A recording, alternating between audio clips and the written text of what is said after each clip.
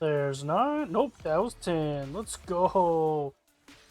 So it took about 2 hours and 36 minutes to get this gun from nothing to Nebula. Hopefully the game doesn't crash this time, so I guess we'll never know how much XP we got. What's up, YouTube? Welcome back to the channel. So today what we're going to do is we're going to get the Krieg C from nothing to Nebula in one game. I've been grinding. I have been kind of under the weather, which is why I haven't been recording. My voice is kind of messed up, but I do have some chamomile lavender tea with some honey. I've never tried it before. I'm actually gonna try it for the first time with y'all. See if it's any good.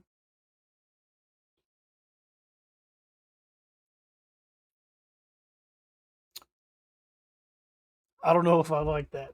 I'll be honest. Um,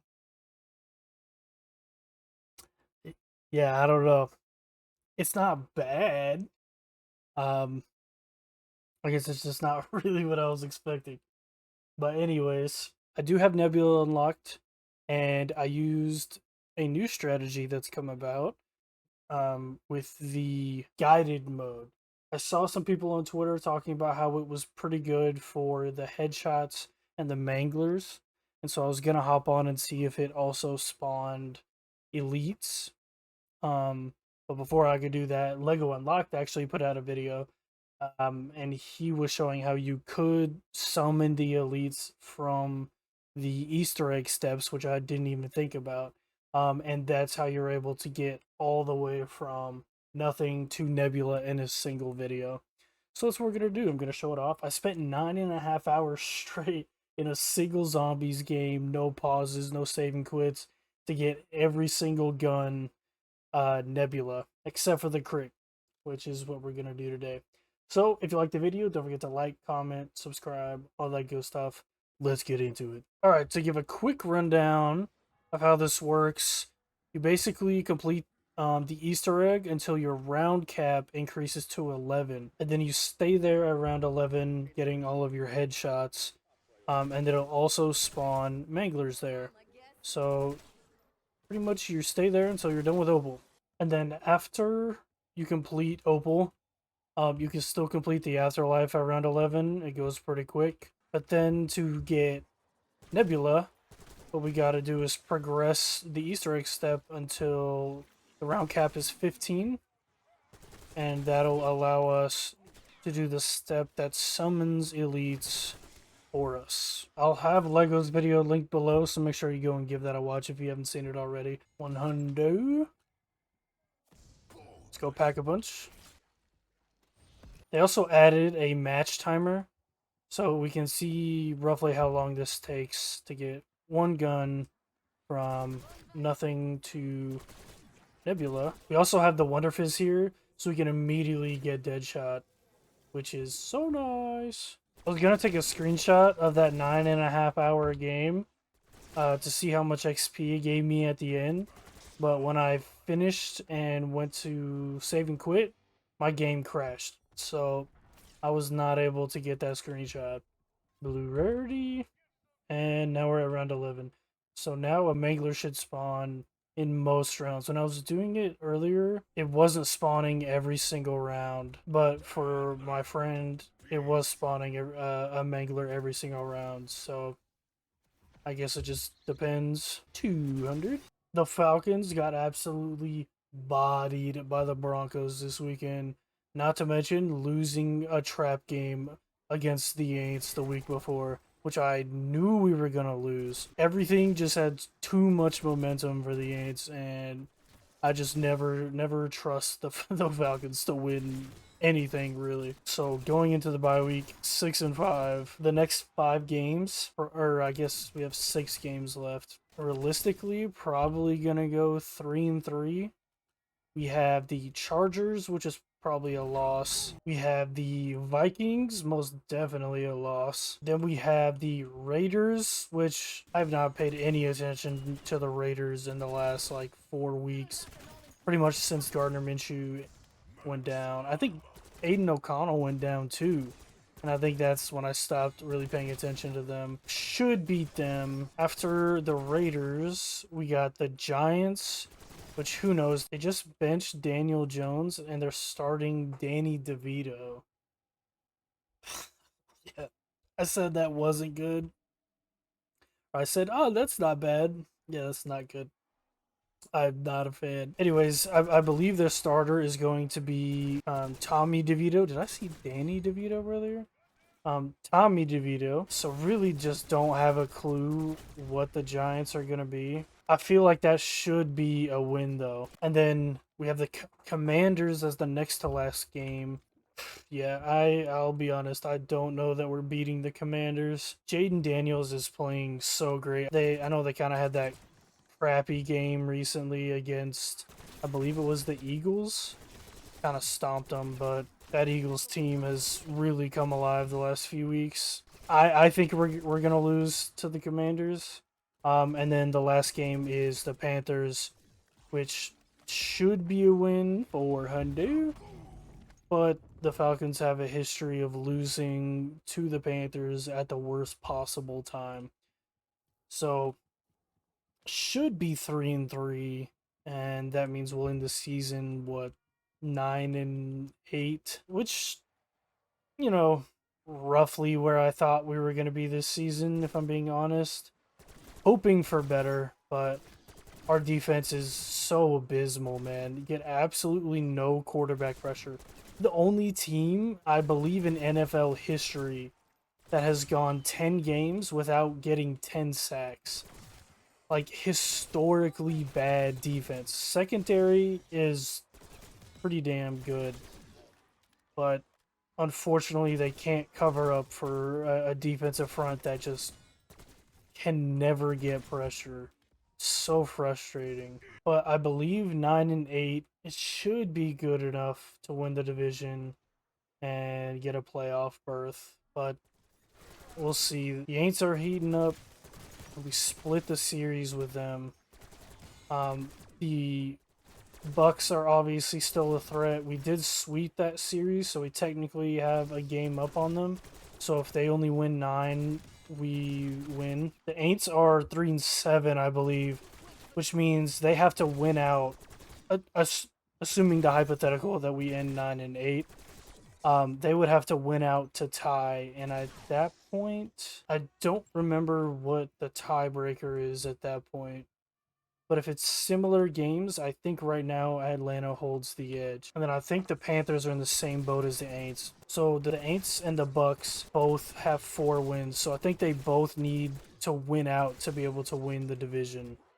So we're still in control, but like losing those 2 games in the way that we did, it just feels like my hopes and dreams were crushed. I know a lot of people wanted the Kansas City Chiefs to lose to the Bills this week. I was not one of them though. I am more of a fan of being able to see history than like hating the team that's good right now. I think it would have been super cool to see a team go undefeated, and I still think it would be really cool to see the first ever three-peat, if I'm remembering right. If the Falcons get eliminated in the playoffs, assuming they make it, which they probably will make it, and they also probably will get eliminated in the first round. Assuming the Falcons aren't in the Super Bowl, I think I'm going to be rooting for the Chiefs just because I want to see history made. I know people are tired of them and they're annoying to people, but I just think it would be cooler to see history be made. Feel free to boo me in the comments. On a slightly more positive note, the Auburn Tigers showed a tiny bit of life. I mean, I know it was against Louisiana Monroe, so like 600. I have absolutely no reason to like feel good about that win, but the way this season has gone for Auburn, I'm feeling good about the win. Finally, just won one that we're probably supposed to win. And they threw to Cam Coleman like the entire game. Like, why have we not been feeding him all season long? Same with Perry Thompson. I feel like we've barely seen either of them. But the star, obviously, Jarquez Hunter, especially in that Kentucky game. Jarquez Hunter, Auburn man through and through. He's been so fun to watch his 4 years at Auburn. I'm very sad that it's his senior year, but I'm excited to see what he can do in the NFL. I'm hoping that he can like stand out because really the only Auburn running back in recent history that's like done anything is Kerryon Johnson, and he was only good for like a couple seasons with the Lions. Tank Bigsby's starting to come through with Jacksonville, but Jacksonville is, yeah, who knows what's going on there. Doug Peterson is probably gone if I had to guess. And honestly, I don't feel all that confident in Trevor Lawrence like comfortably being able to keep his spot because from I haven't paid like the closest attention to their games recently, but from like seeing highlights and stuff, Mac Jones actually looked pretty decent. So I don't know that he's necessarily going to be their starter for much longer. I think that really depends on how he performs and how Mac Jones does too. But anyways, back to Auburn. They have the chance to do the funniest thing ever.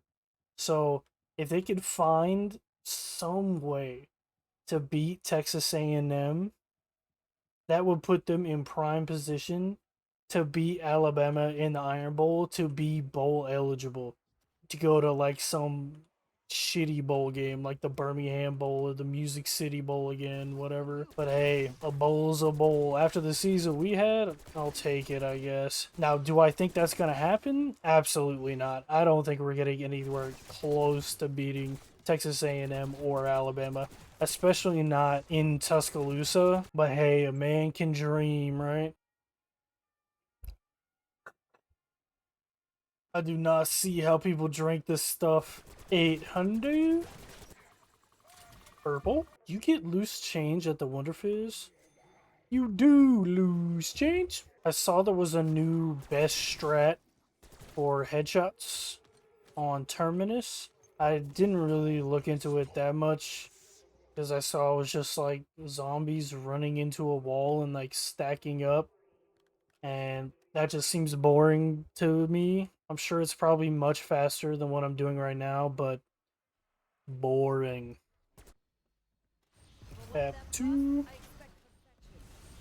Fab 3, 1K. Oh, they gave us back our XP tokens, by the way. That change was today as I'm recording it. So if you are using this and you're doing like a big batch of weapons at once, make sure you have XP tokens popped. And I want to say roughly this is gonna take like 3-ish hours, if I remember right. I could be wrong about that, but we'll know by the end of this so you know how many you can pop. But you get XP like crazy in here. It's especially helpful if you're doing a gun from 0 to Nebula, because you just have weapon XP, double weapon XP going the whole time too.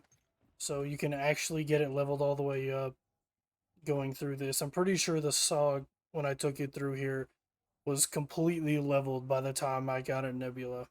You guys won't be able to hear it, obviously, because copyright, but I've been listening to the new Linkin Park album on repeat for days. Growing up, Linkin Park was my favorite band by far. They still are. I think the only band that really rivals them is Sleep Token. Big fan of Sleep Token. Yeah, this new album is so good. Emily fits in so well with the sound of Linkin Park, and I'm just so happy that I have new Linkin Park to listen to. So if you haven't given it a listen yet, I highly recommend it. Which Linkin Park, I believe they had Sleep Token as one of their opening acts for a show in, I want to say it was Paris. I wanted to go so bad. I don't have a passport or the money to go to France, but man, I would do some freaky stuff to be able to go to a show where Sleep Token is opening for Linkin Park. Oh my gosh.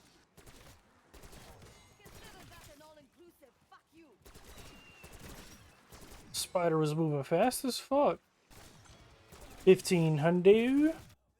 I think one of the special challenges is cryo freeze, so I'm just gonna go ahead and put that on. Unfortunately, I think the other challenge is getting kills on zombies who are affected by your tactical. So this is kind of going to suck for that, because you're not going to be able to get as many zombies as you would in higher rounds.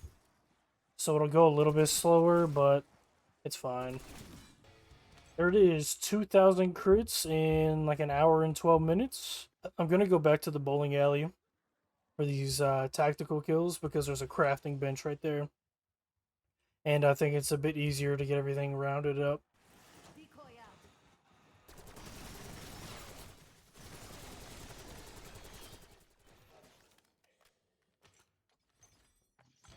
Nice. That's done. So we're going to go back up.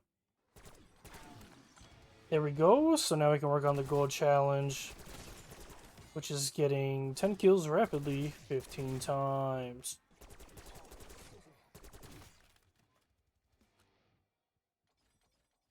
There it is, gold, baby. Alright, so now it's a little bit of RNG. Just trying to get manglers to spawn. They spawn pretty frequently, though. So we're at, what, a minute 27 to get gold? And one mangler down. 2. 3. The only downside of this strat that I found is it's hard to keep track of how many manglers you've killed. Because the way that we were doing it, you knew that once you get to around like 34 to 37 or so, you knew that you were like really close to being done. And with this, if you don't count them out, you're not gonna know. And you're like me, you're gonna lose count very easily. So I'm going to try to count them all out for the video, but we'll see how that works. Cinco. 2 very boring minutes later. I don't know if this is real or not, but anecdotally, whenever I was doing this the other day and today, if I'm looking directly into the spawn, the mangler won't spawn every time. But if I turn and look away, so far, it has spawned every time. So I'm going to try it again. We're just going to stare directly into the spawn. No spawn on this one. I'm going to stare into the spawn 2 more times. So 3 total, and then 3 looking away. Alright, that's 1 for 2. And that's 11. Alright, and here's the third one. Alright, 1 of 3. So then we'll look away for the next 3. This is extremely scientific shit going on over here. Alright, we're looking away. Alright, 1 of 1. Looking away again. Although we do have insta-kill right now, so that may sway the results. Hopefully it's gone by the time they spawn. Alright, well I'm full of shit, so... Alright, last one facing away. We can still go 2 for 3. And that's still 33% more. Scientifically. 2 for 3, 33% more. That's 13. Extrapolate what you will from that data. A lot of boring math later. Finally, number 30. Good night. So that is Opal. Now I just gotta get 200 kills without getting touched.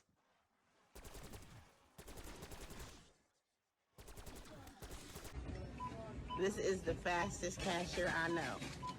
And he gets down. When I was getting Afterlife, really the only weapon that I struggled on was this stupid bat. Bro, this bat was ridiculous. I was even like searching YouTube trying to find videos on how to get it done easily. Like I was searching TikTok for it. Couldn't find anything for it, but I did find a way that worked for me. I'm going to make a short and a TikTok about it, so I'll link that in the description. So if it's something that you're struggling on, give it a watch. It's how I did it. It's not perfect by any means. Like, you can still mess it up and it could still be kind of frustrating, but it worked for me and I was able to get it done pretty fast with that strategy. There it is, Afterlife, baby. So Afterlife took 2 hours and 16 minutes. I don't think I checked for Opal, but that didn't take long at all. So now we have to progress this till we get to the round cap of 15 and the step where we can start summoning the elites.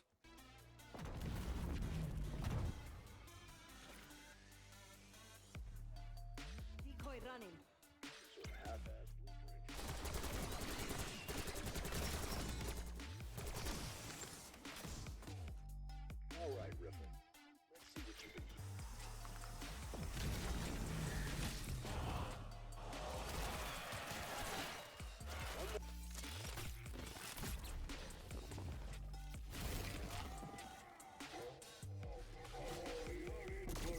Down.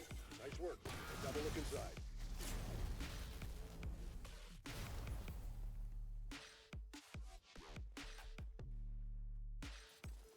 Jack.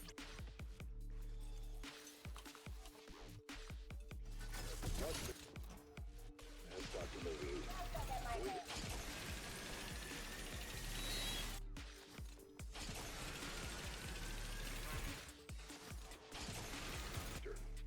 saw him when this started, and his comms went down.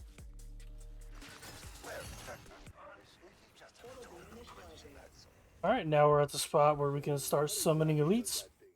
We just gotta defend this portal real quick. Alright, it summons an elite. And we got the abomination. It could also spawn a an elite mangler. I've never got that one personally. I've always gotten this guy, but there we go, we kill him. And all we gotta do is just kill everything else. It'll flip the round, and then this should become usable. There we go. That's 2 gone. A little longer than a few minutes later.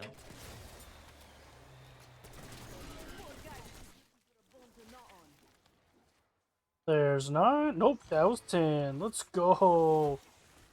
So it took about 2 hours and 36 minutes to get this gun from nothing to Nebula. Now, we can just leave. Because fuck it. Hopefully the game doesn't crash this time, so I guess we'll never know how much XP we got. Alright, well now we can at least put this on. Bang. Nebula Crig. Alright, here we are with the Nebula Camo, showing it off for the first time. It looks so good, man. Especially once you start shooting it. You really get that pop of color in there.